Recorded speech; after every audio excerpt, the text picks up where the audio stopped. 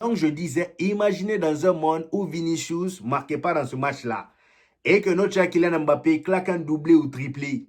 Il termine homme du match. Sachant que Vinicius, il a été nul dans ce match-là. Et José Mourinho, entre vous et moi, on sait très bien qu'il comptait le sortir pour faire entrer Diomandé. Diomandé qui a failli casser les reins d'un gars. Il a failli casser les reins d'un père de famille. Le frère n'a rien demandé. Yann Diomandé est rentré en jeu. Il n'avait pas beaucoup de temps. Et il s'est dit, je vais accélérer. Et c'est le gars-là qui l'a accéléré. Regardez la position dans laquelle il a mis. Imaginez s'il avait joué 90 minutes, le pauvre. Imaginez. Il l'a terminé, mais sale.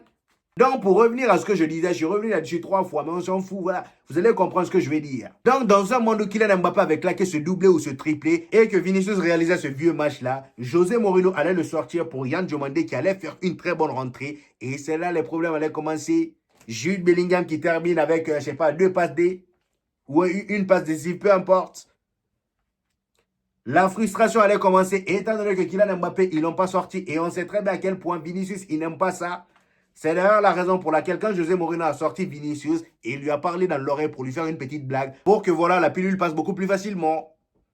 Vous voyez ce que je veux dire? Il est malin, José. Il a de l'expérience. Vous voyez?